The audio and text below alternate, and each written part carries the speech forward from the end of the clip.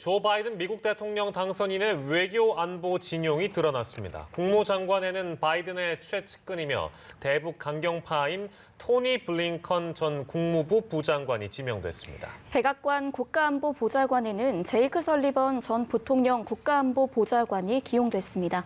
밤사이 들어온 글로벌 뉴스 김지수 기자와 살펴보겠습니다. 어서 오십시오. 어서 오세요. 안녕하세요. 네, 첫 내각 인선 드디어 발표했는데 일단 외교 안보 라인입니다. 자세한 내용 좀 전해주시죠. 네, 바이든 당선인이 토니 블링컨 전 국무부 부장관을 국무부 장관으로 지명했습니다. 또 제이크 설리번 전 부통령 국가안보보좌관을 백악관 국가안보보좌관으로 기용했습니다. 차기 국무장관에 지명된 토니 블링컨은 외교 베테랑으로 바이든 캠프의 외교 정책을 총괄해온 최측근입니다. 빌 클린턴 행정부 때 백악관 국가안보회의에서 일했으며 오바마 행정부 때는 백악관 국가안보 부보좌관과 국무부 부장관을 지냈습니다. 특히 바이든이 부통령일 때 그의 안보 보좌관으로서 이란 핵 합의를 만드는 데 크게 기여한 것으로 알려졌습니다. 블링컨과 함께 외교안보 핵심 라인인 백악관 국가안보 보좌관으로 기용된 제이크 설리번은 올해 43수로 앞으로 백악관 국가안보회의를 총괄하게 됩니다. 설리번은 바이든이 상원 외교위원장으로 재임했을 때 외교위원회 총괄국장으로 바이든을 보좌했고 바이든이 부통령이었을 때는 안보보좌관을 지냈습니다. 블링컨과 설리번은 바이든 당선인이 트럼프 대통령의 미국 우선주의를 배기하고 동맹 복원과 미국 주도권 회복을 뼈대로 한 정책 수립 과정에 중요한 역할을 담당한 캠프 내 외교 분야의 핵심 2인방이라고 할 수 있습니다. 두 사람은 북한 비핵화 문제에서 실무 협상을 중시하는 단계별 접근법, 또 북한을 대화 케이블로 끌어내기 위한 대북 제재의 필요성, 그리고 비핵화 합의 마련을 위한 국제사회의 공조라는 바이든 당선인의 해법을 공유하는 것으로 알려졌습니다. 또 이번 인선에서 눈에 들어오는 게 존 캐리 전 국무장관이 바이든 당선인의 역점 과제 중 하나인 기후변화를 담당할 대통령 특사로 지명된 겁니다. 캐리 전 장관은 2015년 오바마 행정부 때 파리 기후변화 협약에 서명한 인물입니다. 이번 인선은 인종과 성별을 골고루 기용하겠다는 바이든 당선인의 구상이 반영된 것으로 보입니다. 발표된 6명 중 국가정보국 국장과 유엔 대사 등 2명이 여성이었고 국토안보부 장관에는 처음으로 라틴계 이민자 출신이 낙점됐습니다. 다음 소식은 공식 발표된 건 아닌데요. 월스트리트 저널에 따르면 바이든 당선인이 재무장관에 제닛 옐런 전 연방준비제도 의장을 지명할 계획인 것으로 알려졌습니다. 공식 지명 후 상원 인준을 통과가 되면 옐런 전 의장은 미국 역사상 최초의 여성 재무장관이 됩니다.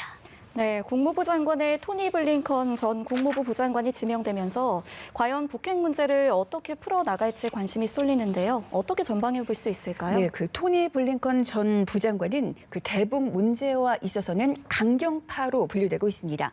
그는 지난달 대담에서 김정은을 최악의 폭군이라고 칭했습니다. 2018년 6월 뉴욕타임스에 기고한 글에서는 북한을 세계 최악의 수용소 국가로 칭하며 트럼프 행정부의 대북 정책을 노골적으로 비판했습니다. 블링컨이 그동안 제시한 북핵 해법을 보면 단계적 접근법, 지속적 외교, 협상을 위한 대북 제재 강화, 또 주변국과의 공조로 요약됩니다. 바이든의 최측근 참모답게 바이든의 생각과 일치하는 방향이기도 합니다. 이 같은 대북 접근법은 정상 간 담판을 중시하면서 하향식을 선호해온 트럼프 대통령이나 김정은 북한 국무위원장과의 그 기조와는 상당히 다르다는 걸 알 수 있습니다. 블링컨은 특히 오바마 행정부 때인 2015년 7월 이란과의 핵합의 방식을 북한에 적용하는 것을 염두에 둔 분위기입니다. 이란식 핵합의는 이란의 핵무기 개발 억제와 국제 사찰을 대가로 경제 제재를 완화하는 내용으로 미국과 이란 외에 영국, 프랑스, 독일, 러시아, 중국 등 모두 7개 나라가 서명했습니다. 블링컨은 이 합의에 깊이 관여한 것으로 알려졌습니다. 네, 국무부 장관에 지명된 토니 블링컨 얘기를 해봤고, 그리고 앞서 잠깐 언급하셨습니다만 이번 인선에서 눈에 띄는 게 캐리 전 장관이네요. 존 캐리 전 국무부 장관, 기후 특사로 지명이 됐다는 얘기인데 기후 변화에 대응하겠다라는 점은 바이든 당선인 핵심 공약이었기 때문에 이런 인선을 했다 이렇게 봐도 될까요? 네, 좀 예상했다고도 볼 수 있겠는데요. 그 존 캐리 전 장관은 2004년 민주당의 우선 그 대선 후보를 지냈고 오바마 행정부에서는 마지막 국무부 장관을 역임했습니다. 또 상원 의원 시절에는 외교위원장을 지낸 거물급 인사입니다. 특히 그는 트럼프 대통령이 정권을 잡은 뒤 탈퇴한 파리 기후변화 협약이 오바마 행정부에서 체결될 때 이를 주도한 미국 정부 대표였습니다. 바이든은 그런 그를 기후 특사로 지명했습니다. 민주당의 대표적인 정치인이자 외교 분야에서 중량급 인사를 기후 특사로 임명한 건 그만큼 기후변화 대응에 중점을 두고 있으며 관련 정책의 위상을 높이겠다는 걸 보여주는 그런 메시지로 읽히고 있습니다. 또 글로벌 이슈인 기후변화 대응과 관련해서 대표적인 국제적 합의로 여겨온 파리 기후변화 협약의 그 3파 역할을 한 캐리 전 장관을 특사로 기용해서 트럼프 정부의 정책 뒤집기에 대한 신호와 함께 과거와의 단절을 선언한 셈입니다. 바이든 당선인은 취임 첫날 파리 기후변화 협약에 다시 가입하겠다고 공언한 상태입니다. 네, 이번에는 코로나19 관련 소식도 짚어보겠습니다. 백신 개발 소식이 연일 잇따르는데요. 영국에서 개발 중인 백신의 예방 효과가 최소 70%에 이른다고요. 네, 이제 이거는 그 영국 옥스퍼드대가 아스트라제네카와 함께 개발 중인 코로나19 백신의 효과가 평균 70%라는 결과가 나온 건데요. 이 같은 결과는 효과가 95%에 달하는 화이자나 모더나에 비하면 낮은 수준입니다. 하지만 아스트라제네카 역시 그 투약 방법을 조절하면 효과가 90%까지 올라가는 것으로 나타났습니다.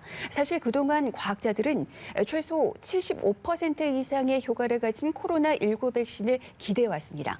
앤서니 파우치 미 국립 알레르기 감염병 연구소 소장은 효과가 50에서 60% 정도인 백신도 그런대로 괜찮다고 밝힌 바 있습니다. 이런 점을 감안하면 아스트라제네카 백신도 상당한 효과를 기대할 수 있다고 볼 수 있겠습니다. 옥스퍼드대와 아스트라제네카는 영국 보건당국에 곧 백신 사용 승인을 신청할 예정입니다. 한국보건복지부와 SK바이오사이언스는 지난 7월에 아스트라제네카와 3자 협력 의향서를 체결했습니다. 이에 따라 이 백신은 국내에서도 공급될 수 있을 것으로 전망되고 있습니다. 아스트라제네카 백신은 보관과 유통이 편리하고 값이 저렴하다는 게 강점으로 꼽힙니다.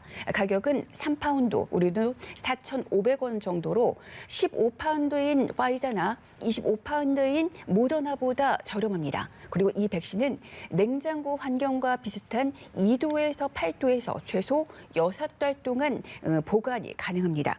세계보건기구 WHO는 백신을 저렴하고 또 쉽게 보관할 수 있도록 하기 위한 그 옥스퍼드 그리고 아스트라제네카의 노력을 환영한다고 밝혔습니다.